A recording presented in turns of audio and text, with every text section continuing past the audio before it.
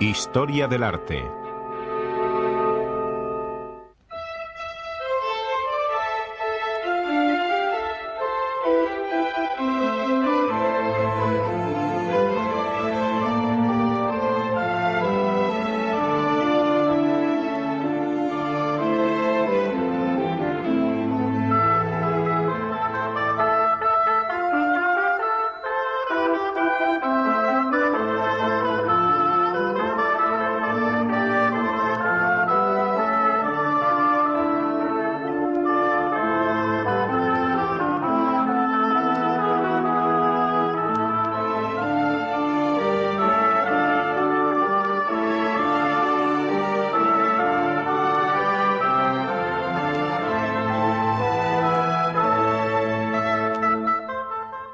Renacimiento.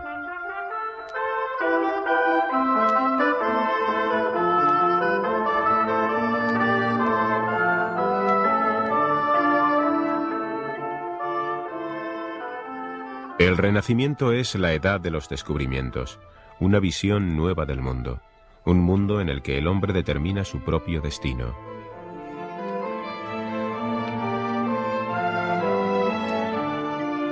Todo el pensamiento se vuelca en el arte, en la búsqueda y en la experimentación. En todos los campos se trazan nuevos caminos.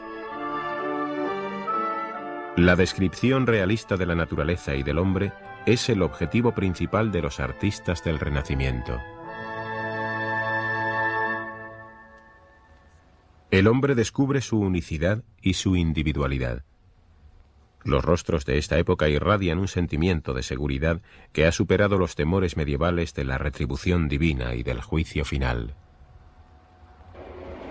Florencia es la cuna de la nueva época. En ella, a finales de la Edad Media, emerge una imagen nueva del hombre, una actitud mental que llamamos humanismo, porque coloca al hombre en el centro de todas sus ideas.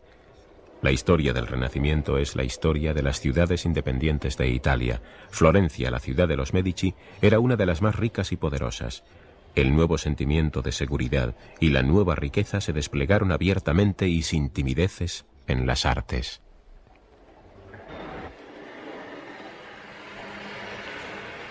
En un torneo celebrado en la ciudad de Larno en 1469, el joven Lorenzo de Medici apareció con la leyenda «Retorna el tiempo». Esta frase expresaba la aspiración suprema de la época, el retorno de una edad ideal. El anhelo de renovación, de rejuvenecimiento, dio a esta época su nombre, Renacimiento. Durante mucho tiempo la idea de una renovación se había extendido por Italia. Nunca se había olvidado que Roma había sido el centro del mundo.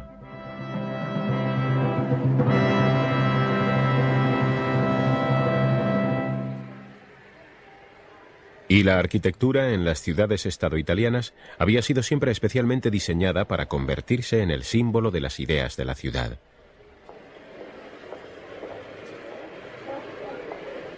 Como en Florencia, donde la reconstrucción de la antigua catedral iba a ser coronada por una cúpula de altura y anchura inmensas. Sin embargo, los arquitectos de la época hacia 1420 estaban al límite de sus posibilidades. Las dificultades técnicas parecían insuperables. La técnica de la edificación con bóvedas, heredada de la Alta Edad Media, había caído en el olvido. Solo un hombre sabía qué hacer. Era Filippo Brunelleschi, el arquitecto brillante que imaginó la solución. Desarrolló un método de levantar las grandes bóvedas sin soportes temporales.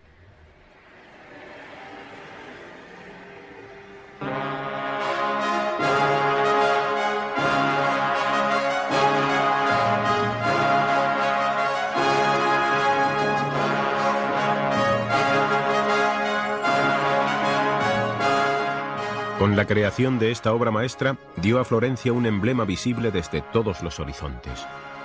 El espíritu audaz del Renacimiento llevó a cabo la tarea legada por la Edad Media como un problema sencillamente insoluble. La cúpula de la catedral florentina se convirtió en la expresión visible de las nuevas aspiraciones de la época.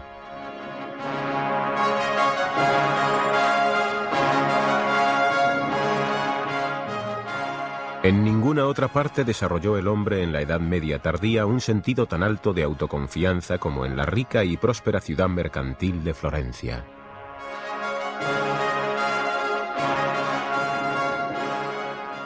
También estaban aquí los artistas capaces de expresar esta nueva actitud. Uno de los más importantes fue Donatello. Hacia 1415 el gremio de armeros le hizo el encargo de crear una estatua de mármol en honor de su santo patrón, San Jorge. Los armeros deseaban ver su oficio representado en la armadura del caballero cristiano y recibieron mucho más, la primera escultura de tamaño natural desde la antigüedad. Allí está, descansando en sí misma, segura y completa. Esta concepción de la figura humana era completamente nueva. La viveza y animación de la escultura está acentuada por la claridad y simplicidad de sus contornos. Miguel Ángel dijo una vez que sería posible tirar por una pendiente una buena escultura sin que se rompiera ninguna de sus partes. En el San Jorge de Donatello, esta idea se había hecho realidad. La autoconfianza irradiada por esta escultura caracteriza la nueva imagen del hombre, no solo en el arte, sino en la sociedad. El rango de un individuo ya no fue determinado jamás por el nacimiento o el origen, sino en gran medida por sus logros personales. Esto se realizaría en la infinita variedad de las actividades humanas, políticas, militares, mercantiles o artísticas. La habilidad era decisiva. Surgió una élite de hombres hábiles. Líderes militares como Francesco Sforza en Milán también respondían a estas cualidades. Los Medici en Florencia lideraban la banca internacional más próspera. El círculo de amigos de Lorenzo el Magnífico comprendía artistas, poetas y estudiosos de todas las capas sociales. En la Edad Media, el individuo se miraba a sí mismo sobre todo como miembro de una población, una parroquia, un grupo social, una familia, como parte de una colectividad. En Italia, en esta época, el individuo se libera de estas ataduras. El hombre comienza a ser consciente de sí mismo como individuo, con personalidad propia. En la Edad Media, las poblaciones estaban orgullosas de sus santos, cuyas reliquias veneraban en las iglesias. En el Renacimiento, la gente comienza a estar orgullosa de sus contemporáneos importantes, artistas, poetas y jefes militares. Los artistas firman abiertamente sus obras, se liberan de las restricciones de los gremios y se convierten en particulares al aceptar los encargos. Surge un nuevo culto a la fama. Los monumentos no tienen otro propósito que enaltecer la memoria de una persona y sus hazañas. Esta finalidad surge por primera vez desde la antigüedad.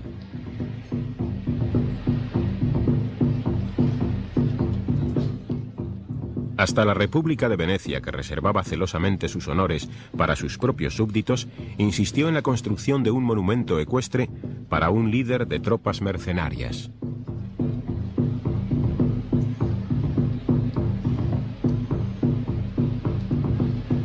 El encargo fue encomendado a un escultor experimentado, el florentino Andrea Verrocchio. El condottiero Bartolomeo Colleoni entra en batalla montado en su caballo, destacándose altivo en la plaza de San Giovanni e Paolo. El resurgir social del artista en el Renacimiento era una condición esencial para que florecieran las nuevas ideas.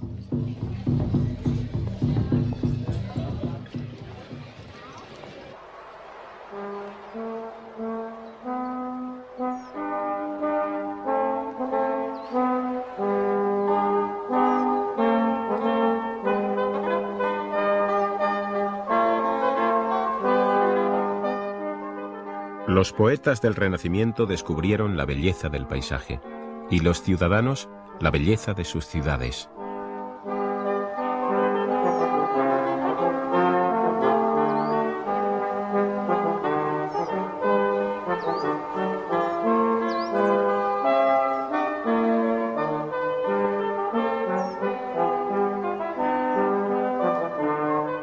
En 1401 los hilanderos, uno de los gremios más poderosos que con su riqueza influían poderosamente en la vida de Florencia, convocaron un concurso artístico. El vencedor recibiría el encargo de la nueva puerta de bronce del baptisterio. Se ha conservado el trabajo de los dos concursantes. Los dos relieves describen el sacrificio de Isaac. El premio lo ganó el orfebre Lorenzo Ghiberti. En su sacrificio de Isaac se mezcla la gracia y la delicadeza de líneas del gótico tardío con el ideal antiguo de la belleza física.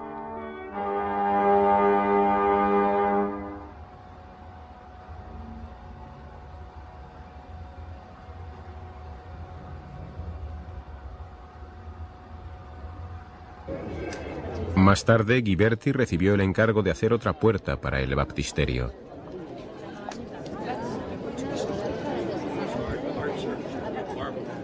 El escultor de bronce se esforzó por emular las posibilidades de la pintura. En su relieve plasmó no solo formas arquitectónicas e interiores, sino también paisajes.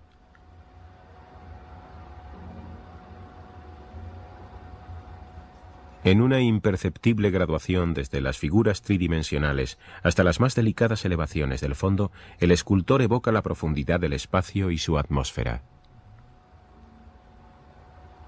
En los paneles de la puerta se narran historias del Antiguo Testamento, historias de Abraham, Caín y Abel y José. En estos paneles, Ghiberti unió varios episodios de la narración bíblica mezclándolos en secuencias pictóricas. Con el control del espacio, su arte crea una nueva unidad en la diversidad de motivos.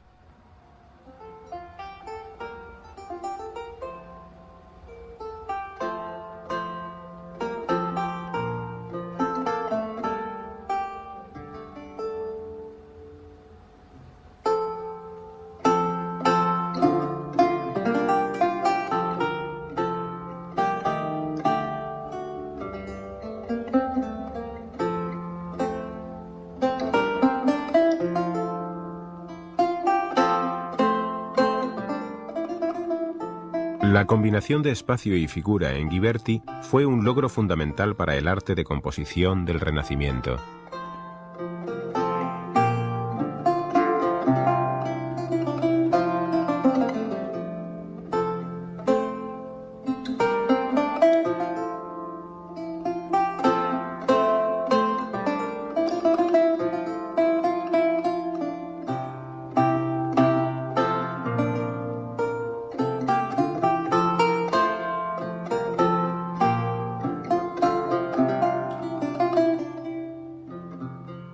Miguel Ángel encontró esta puerta tan bella que dijo que era digna de adornar las puertas del paraíso. Desde entonces es conocida con el nombre de Puerta del Paraíso. Ghiberti se aprovechó en estos relieves de una de las invenciones más importantes de la época en Florencia, la invención de la perspectiva. Naturalmente, los pintores de la antigüedad y de la Edad Media sabían que cuanto mayor es la distancia, más pequeños parecen los objetos, que la posición de un objeto en relación al ojo del observador determina su apariencia en cuanto a longitud. Sin embargo, sus tentativas carecían de una aproximación sistemática. La ley de la perspectiva fue encontrada por el brillante arquitecto florentino Filippo Brunelleschi.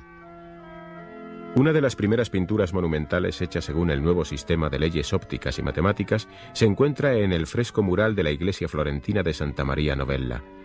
El fresco mural de Masaccio pinta la Santísima Trinidad con María y Juan.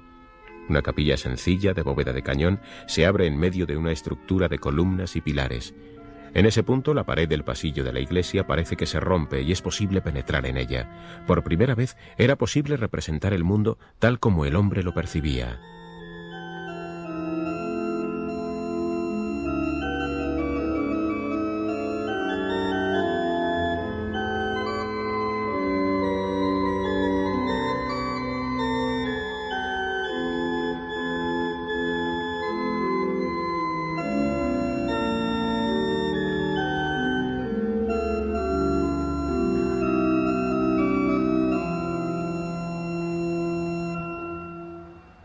En las pinturas hechas con perspectiva todo se ve desde el punto de vista del observador.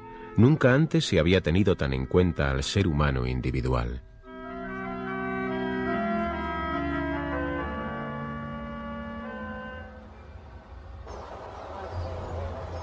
En el claustro de la iglesia franciscana de Florencia, Filippo Brunelleschi construyó una capilla que servía a los monjes de sala capitular. Actualmente se conoce con el nombre de sus donantes, la rica familia Pazzi.